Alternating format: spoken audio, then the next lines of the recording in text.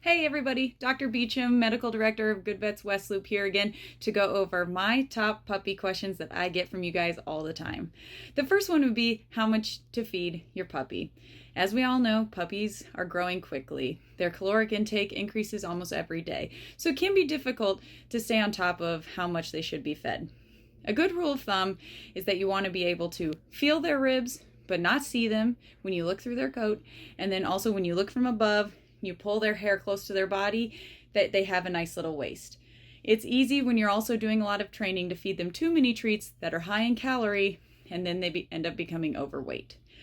In order to help you with some of these recommendations, I do recommend that you take a look at the bag of food that you're giving. Bags like Purina, which I have my pet on, have recommendations based on their weight.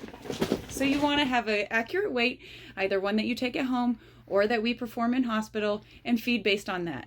If you're noticing that your puppy's looking a little thin or maybe a little overweight, then try to decrease or increase accordingly.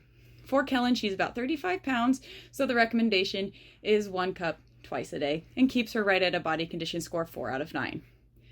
If you're still having some questions, you can always give us a call and we can go over that with you as well. The next question that I get all the time is what to do about those teething, bitey puppies. As I'm sure you all know, their teeth are very sharp and can be painful, especially if they're biting on your fingers and toes because their teeth hurt as they fall out. They will start losing their teeth, typically the incisors, so those front teeth, at 16 weeks of age. They will then continue to lose their teeth until about 7 months of age. During this time, they can be very bitey. So some different options that you have. 1, massaging their gums can offer some relief, as well as get them acquainted with you checking their teeth, which can help later on in life to provide good oral health. Another option is to give them different things like frozen fruit and vegetables. Here we have some frozen corn. That works great. If you're going to use carrots, I wouldn't freeze those. They can become too hard and fracture teeth, so maybe just put them in the fridge. Another good option, if you have some of the rubber Kong toys or just anything in general, freezing some peanut butter, putting that in there and freezing it is a good option as well to provide some soothing relief to the inflammation associated with losing their teeth. Just like when you were younger, expect that there can be some bleeding. It is a good idea to take a look, so lift their lip, take a look once in a while to make sure that they don't have any fractured teeth, as that can predispose them to a tooth root infection. Next question I get all the time is when you can start taking your pet to the dog park. It's really important in their development to have good socialization early in life, but you don't want to take them too early as that can predispose them to different types of infection. The vaccines that we do are started typically at 8 weeks of age and finished at 16 weeks of age. At 16 weeks, they'll receive their rabies vaccine and should have already had their distemper, leptospirosis, influenza, and bordetella. Once they have all these vaccines, they'll be covered for those diseases, so you don't have to worry about them getting those typically. Taking them to a dog park too early could expose them to dogs of unknown vaccination status that could be carriers of the disease, and then they become very sick because they don't have full immunity against those diseases. So puppies who have vaccines before 8 weeks cannot always be relied on just because they still have some of that maternal immunity, which can inactivate the vaccines. That being said, the vaccines that we do over the 8 to 16-week time period will cover them for at least the rest of the year until they need their booster vaccines as well. If you're worried about socialization, you can find puppies of a similar age, as they will have the same vaccine status and be less likely to carry disease as they are the same age as your pet. The next question I get all the time is what vaccines that we recommend and why we recommend them. The first that your puppy will get will be the distemper combination, which covers for 3 different kinds of respiratory diseases and then 1 parvovirus disease, which is an intestinal disease that you might have heard of before. Puppies can become very sick from all of these diseases, but specifically parvovirus can cause hospitalization and significant emergency care. They will get this vaccine typically 3 total times depending on their age at the first vaccine. The next vaccine that we recommend would be leptospirosis. Leptospirosis is a bacteria carried by small mammals, such as rats, so it's very important in the city to have.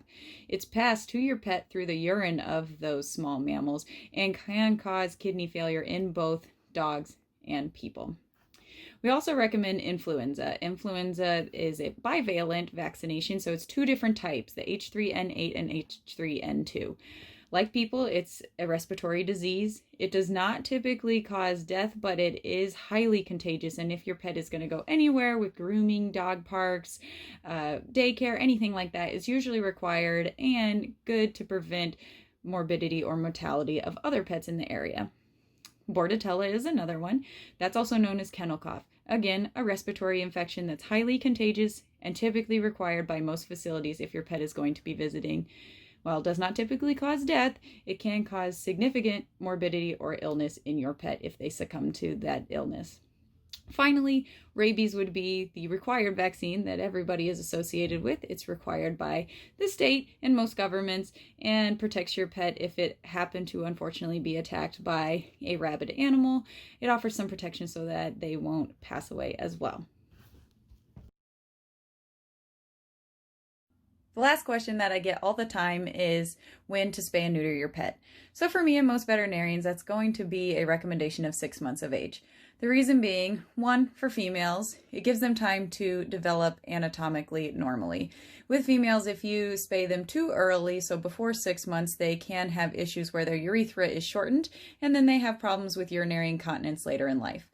For males, again, 6 months of age is fine. If you wait past 6 months, then they can develop positive characteristics like a bigger blockier head, a mane, things like that, but they can tend to become more aggressive. 1, 2, start marking all over the house and yard and things like that.